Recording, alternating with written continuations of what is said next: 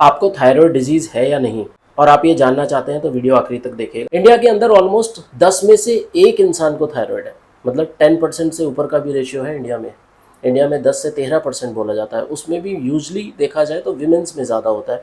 Women's में भी as देखी जाती है तो 35 की एज से 50 ईयर्स की एज तक थायराइड ज़्यादा नोटिस किया जाता है। थायराइड को जानने के लिए एक सिंपल सा ब्लड टेस्ट होता है, उसको थायराइड प्रोफाइल बोलते हैं। थायराइड प्रोफाइल हमें फास्टिंग में कराना चाहिए, तो आपको ऑलमोस्ट 8 से 10 घंटे की फास्टिंग चाहिए होती है। थायराइड टेस्ट जब कभी भी आप कराएंगे तो उसके अंदर 3 चीज़ें चेक की जाती हैं।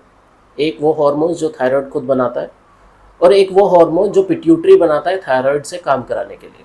तो जो TSH जो हार्मोन होता है वो पिट्यूटरी सिक्रेट करता है, जिसके थ्रू वो थायराइड को सिग्नल देता है कि आपको कितना थायराइड हार्मोन बनाना है। और T3 T4 वो हार्मोन है जो थायराइड ग्लैंड खुद से बनाता है।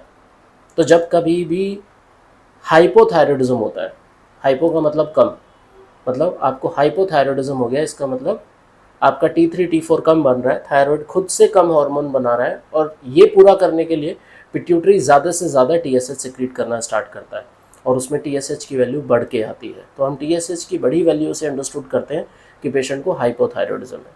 और अगर इसका उल्टा हो जाए, T3 T4 अगर बॉडी के अंदर ज़्यादा बनने लगते हैं तो TSH वैल्यू कम कर दी जाती है पिट्यूटरी के थ्रू, तो उसको हाइपरथायरॉयडिज्म कहते हैं। So it's a very basic test जिसको आप किसी भी लैब के थ्रू करा सकते हैं। आपको मॉर्निंग में फास्टिंग में ये टेस्ट कराना होता है। नॉर्मली ये टेस्ट आपको कॉस्ट कर सकता है 250, 300 और 500 के आसपास, और डिपेंड लैब टू लैब ये वेरी कर सकता है, that's a different thing. But हाँ, बहुत सिंपल टेस्ट है। थायराइड प्रोफाइल के थ्रू फास्टिंग में ये टेस्ट होता है, आप अपने थायराइड की जानकारी ले सकते हैं। आप जान सकते हैं कि आपको थायराइड डिजीज़ है कि नहीं। Take care.